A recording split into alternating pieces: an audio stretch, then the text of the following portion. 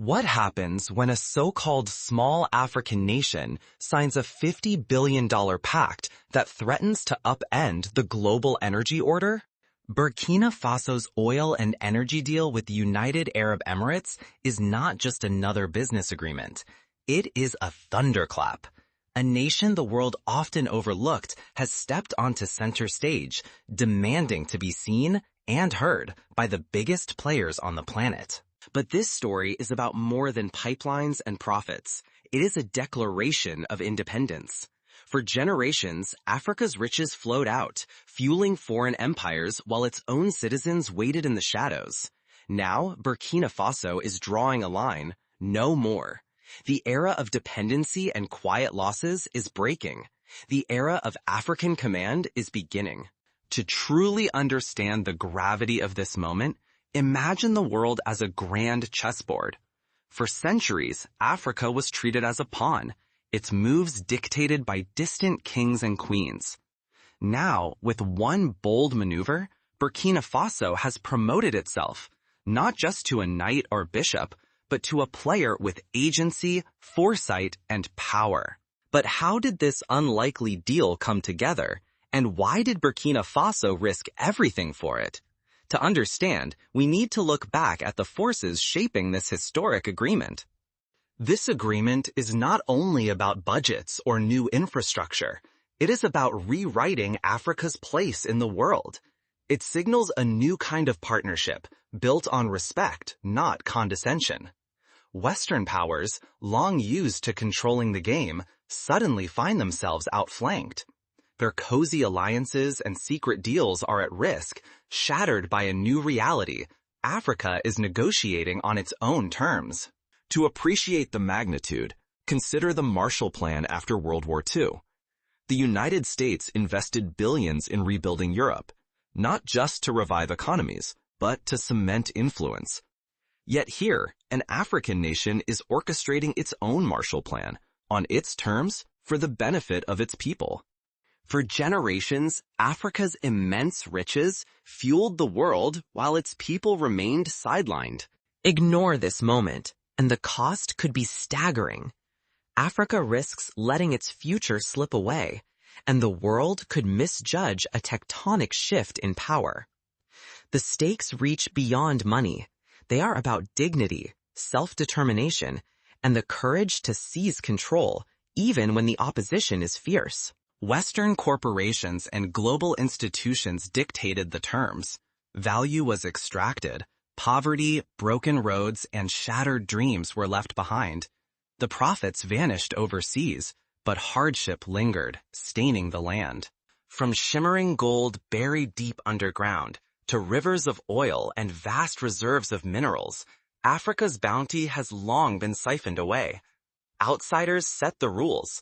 Countries like Burkina Faso were trapped in patterns of dependency, their fates decided in distant capitals and faraway boardrooms. Year after year, contracts favored outsiders. African nations were relegated to shipping raw resources, crude oil, uncut minerals, abroad for pennies, only to buy back finished goods at inflated prices. This relentless loop of extraction and dependence deepened inequality and stifled ambition. The energy sector revealed this injustice most starkly. In Burkina Faso, blackouts became routine. Each night, the lights flickered and faded, not for lack of potential, but because power was scarce, expensive, or imported at punishing rates. The nation's growth was throttled, not by its own limitations, but by foreign hands gripping the switch. To remain in this system is to risk much more than lost opportunities. It dooms countries like Burkina Faso to endless poverty, steals the promise of millions, and keeps true sovereignty just out of reach. As long as the old cycle endures, independence remains a mirage. Yet now, something fundamental has shifted. This moment is not merely another agreement. It is a break with the past and a daring stride into an unwritten future. A historic oil and energy deal with the United Arab Emirates offers a chance to seize control of Burkina Faso's destiny. But with opportunity comes risk, and the eyes of the world are watching.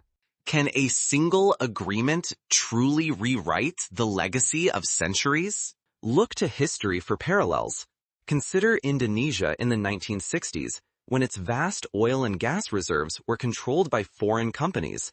The people suffered frequent outages and poverty persisted, while Dutch and British entities prospered. Only through bold nationalization did Indonesia begin to reap the true benefits of its resources, and even then, the transition was fraught with backlash and sabotage. To put the scale in context, $50 billion is more than the annual GDP of several African nations combined. It is enough to build thousands of miles of road, electrify entire regions, or provide clean water to millions. What makes this deal revolutionary is not just its scale, but its structure.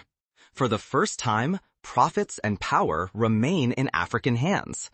The days of contracts dictated from distant capitals are over. Every dollar generated is meant to build roads, schools, and industries within Burkina Faso. Decisions are rooted in Ouagadougou, not handed down from Paris or London. Examine what is happening now. In a partnership valued at $50 billion, Burkina Faso and the United Arab Emirates are creating new oil refineries, sprawling solar farms, and a network of gas pipelines.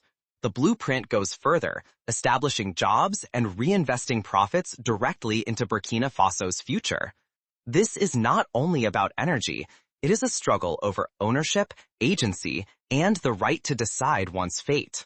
This is a clean break from the old order. Gone are the models of dependency, where African nations were forced to accept loans wrapped in strings, or charity disguised as partnership. Now, Burkina Faso is demanding and receiving a relationship of equals, built on shared investment instead of patronizing aid. This is a public declaration. We do not plead, we create.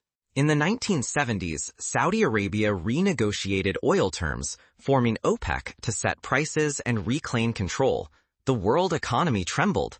Burkina Faso's move, while not identical in scale, carries a similar spirit of reclamation and empowerment. Recall how, after Ghana's Kwame Nkrumah launched his ambitious industrialization programs, foreign powers orchestrated embargoes and political pressure. The same methods, economic threats, media campaigns, and covert support for opposition may soon be wielded against Burkina Faso. Across the continent, this move is sparking hope. Leaders from Dakar to Kinshasa are watching, wondering if they too can negotiate from a position of strength. Meanwhile, Western strategists are already plotting countermoves, seeking ways to undermine, stall, or discredit what Burkina Faso has set in motion. The West is rattled. In the corridors of Washington, London, and Brussels, officials denounce the partnership as dangerous or unstable. But beneath the outrage is real anxiety. For the first time in generations, an African nation is taking back control of its resources, and with them, a crucial lever of global influence long dominated by the West. So what comes next? The consequences will ripple far beyond Burkina Faso's borders. The stakes are immense. If this partnership thrives, it could trigger a wave of transformation, giving Africa the power to set its own terms for trade, investment, and growth. But if it falters, cynics will claim vindication, and the old cycles of sabotage and exploitation may return with new force. Is this the dawn of a new African era, or the spark that could ignite a new era of global conflict? As the first investments break ground, the world is watching for signs of promise or peril. The outcome now hangs in a delicate balance. But this moment is about far more than oil. It is the chance to rewrite Africa's story, to shift the narrative from a continent in perpetual crisis to one at the forefront of global growth. Imagine the headlines. Africa, no longer a symbol of need, but the new engine of prosperity.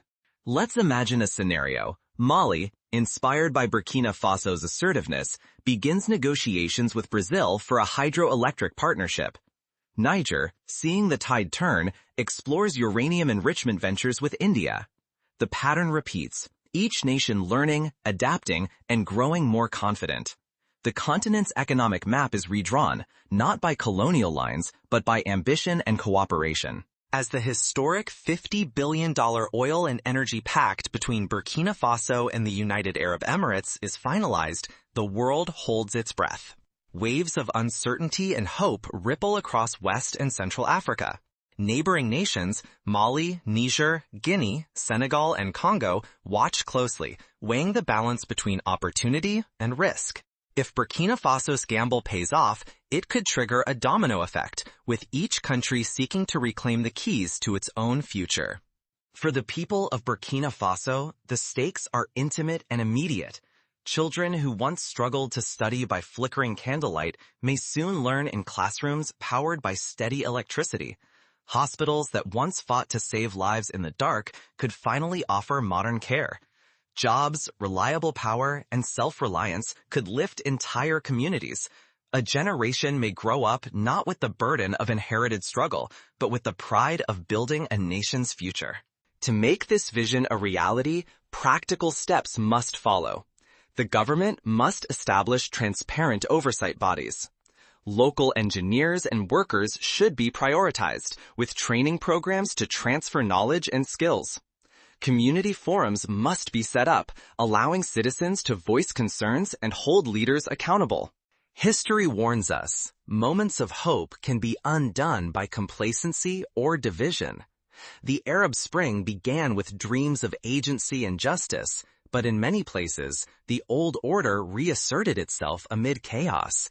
Burkina Faso must guard against this by building inclusive systems and fostering a culture of accountability.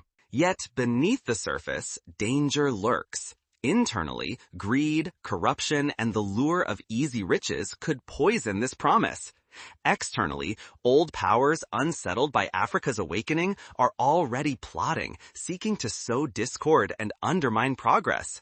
Political pressure, economic threats, and media manipulation could all be wielded as tools to derail unity.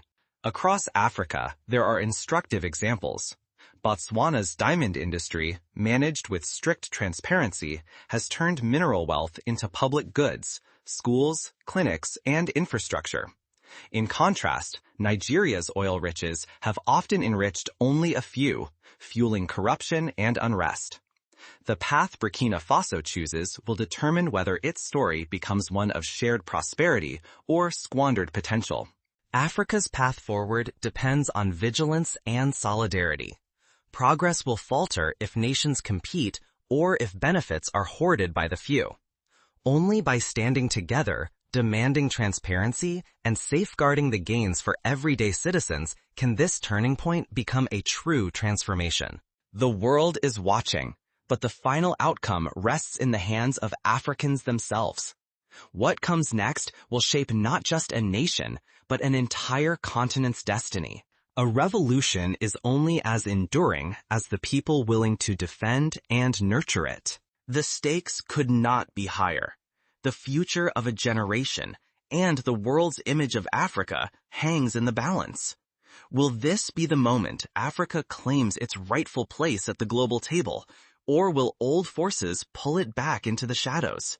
Let us consider practical measures, adopting blockchain technology for transaction transparency, forming regional watchdog coalitions, investing in civic education so citizens understand both their rights and responsibilities.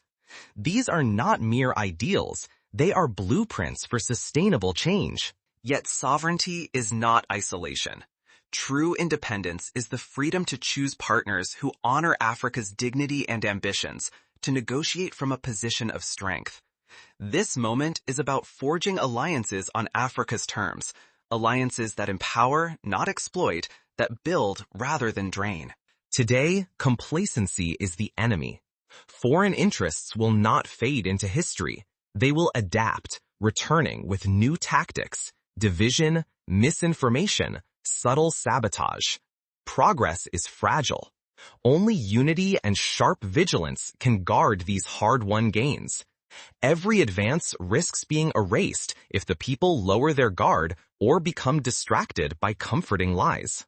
Consider the practical applications of this philosophy.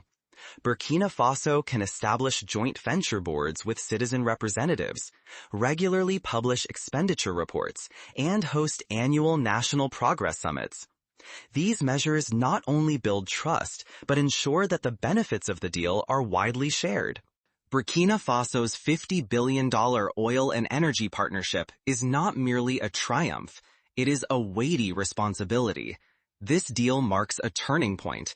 Every citizen now shares the duty to demand transparency, hold leaders accountable, and resist the quiet creep of corruption. The world's eyes are fixed on this nation, searching for any sign of weakness, while old powers linger in the shadows, hoping to exploit the slightest fracture. Ahead lies a test of will. Can Burkina Faso and its partners transform this historic windfall into genuine, shared progress? The next moves will reveal whether a new era has truly dawned. Vigilance slip and the victory can dissolve, replaced by the old cycles or by new masters masked as friends. The story does not end here. In truth, the struggle and the promise have only just begun. Lasting independence is measured by the future that is built. It means investing the new wealth in schools, hospitals, infrastructure, and opportunity for all, not just basking in headlines or signing grand agreements. The promise of this historic deal can only be realized if prosperity is transformed into real, lasting improvements for every generation. History has turned. Where will you stand as the future unfolds? Every African and every ally of a freer world must remain vigilant and involved.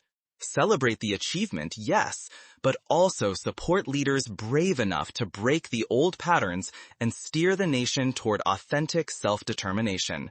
The future depends on those who will defend, nurture, and strengthen this new beginning. Tonight, what started as words on paper in Ouagadougou and Abu Dhabi has rumbled across continents. This is not just an oil deal. It is Africa seizing the steering wheel of its destiny for the first time in generations, daring the world to watch as the road veers in a new direction. For every African, the question is simple. Will you seize this moment or let it slip away? Will you be an architect of the future, building prosperity from the ground up, or remain trapped in cycles of dependence as others profit from your birthright? This deal is more than energy. It is about dignity, self-respect, and the courage to dream beyond borders drawn by outsiders. It is a claim to sovereignty. But this new power brings new responsibility. To unite, to resist sabotage, and to manage wealth with wisdom and integrity. The old story, Africa as dependent, divided, desperate, no longer fits. Burkina Faso's $50 billion partnership with the United Arab Emirates is a line in the sand. The age of extraction and exploitation is over. A new era of partnership, pride, and purpose has begun. The stakes are immense. Will you rise to this challenge or watch as the world moves on without you? Tonight, the torch passes. Protecting the flame of self-determination and African pride now falls to each of us. This is our chance to shape history, not just witness it. The world is watching, some with hope, others with unease. Old power centers will not surrender quietly. Already, doubts and divisions are whispered from distant capitals. But history is not written by bystanders, it is forged by those who act. Will you watch, or will you become a builder of a new era? As the effects of this deal ripple across Africa and beyond, new opportunities and challenges are on the horizon. How will neighboring nations react, and what role will you play as the wave of change grows? This is not just a moment. It is a movement. The future is unwritten. The challenge is clear. The world is watching. And the next chapter begins now.